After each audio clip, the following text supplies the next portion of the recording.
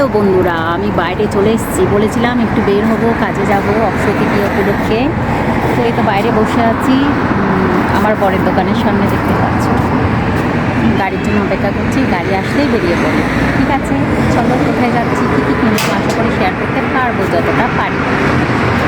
চলো তোমাদেরকে আমার আশেপাশের ভিউটা একটুখানি দেখিয়ে দিই। বাসাও এখানে, দোকানও এখানে। নিচে সামনে দেখতে পাচ্ছ, এটা হচ্ছে দোকান।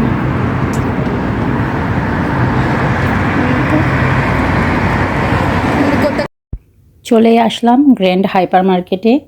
এই ছোটোখাটো অল্প কিছু বাজার আছে, তো ওখানেই চলে আসলাম। দেখতে পাচ্ছ প্রথমে এসে সেই মশলা আর হচ্ছে নানান রকমের চকলেট আর বাদামের যে কাউন্টারটা থাকে সেখানে ঢুকে পড়লাম, কারণ কিছু মশলা নেব।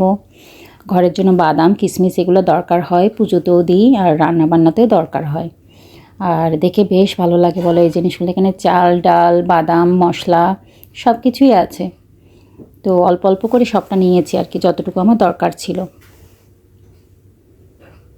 ঘরের জিনিসের কি আর শেষ হয় বলো, বাজারঘাটের শেষ হয়। আর এটা দেখতে পাচ্ছ ফ্ল্যাক্সিড, এটা দিয়ে আমার মেয়ে বলল, আর আমিও ভাবলাম একটু চুলের মধ্যেও দেবো, মুখের মধ্যেও লাগানো যায়, আবার খাওয়াও যায়। কত গুণ বলো এই একটা জিনিসে।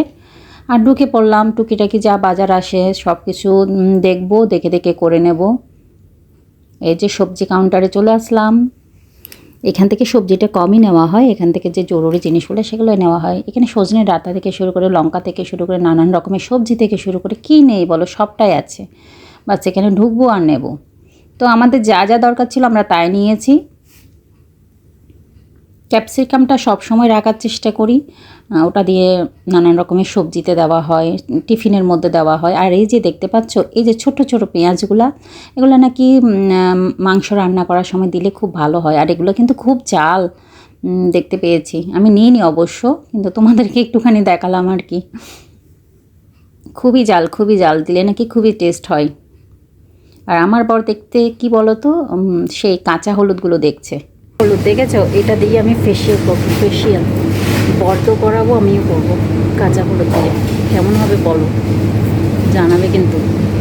জন্য আমরা কষা মাজা করে পরিষ্কার হয়ে যাব, সুন্দর হয়ে যাবো, আরও সেই হবে বলো। গরম এসে গেছে, কার কার লাগবে বলো ম্যাঙ্গো জুস। যে যেটা খেতে চাও সেটাই দেবো, দাঁড়াও দেখাচ্ছি একে একে।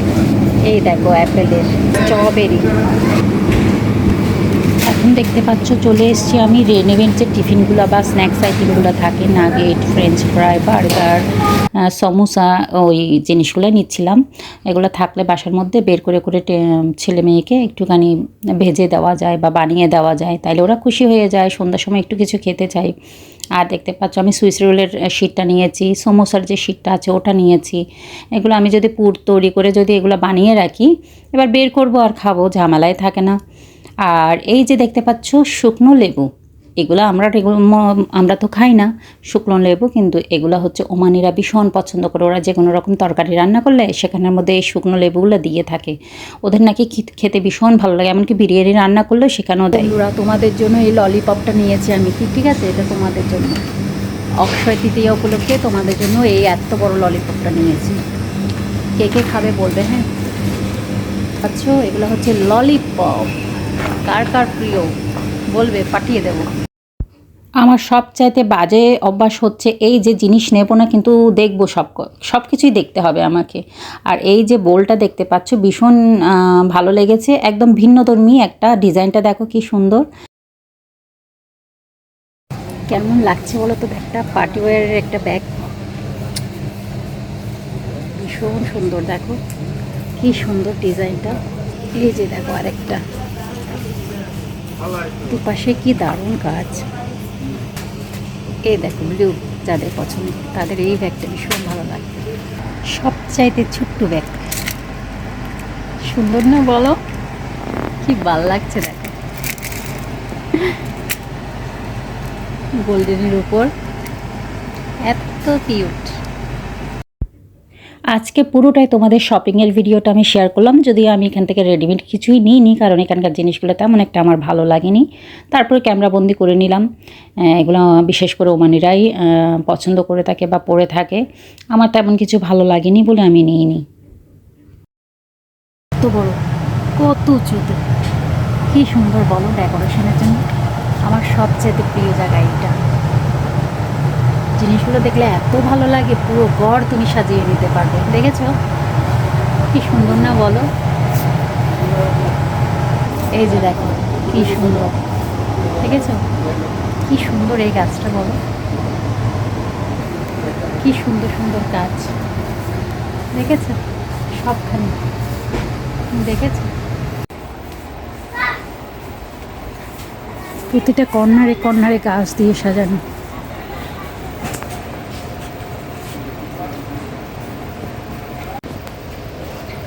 কি সুন্দর লাগছে দেখো, একবার দেখো কালারটা দেখো, দুর্দান্ত কালার।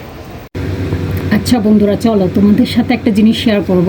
চিংড়ি মাছ তো খাই আমরা, এই যে দেখতে পাচ্ছ ছোট ছোট যে চিংড়িগুলো থাকে, খেয়ে আমরা মাথা বেলেজ যেগুলো থাকে না কোনো উচ্ছিষ্টগুলো আর কি ফেলে দিই। এটা দিয়ে আমি আজকে বড়া বানিয়ে খাবো, তোমাদের সাথে শেয়ার করব।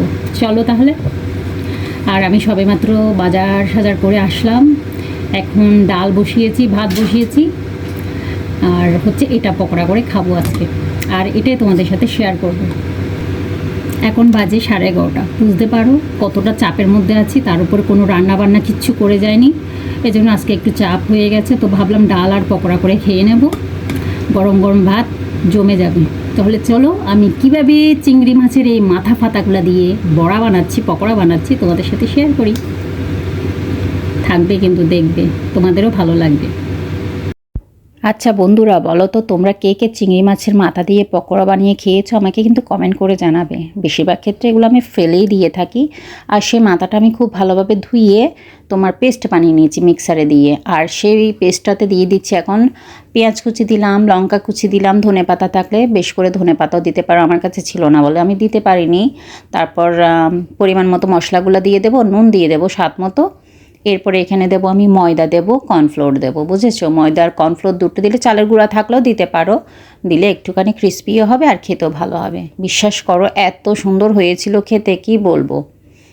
তো দেখতেই পাচ্ছ সব কিছু আমি দিয়ে দিচ্ছি একে একে করে।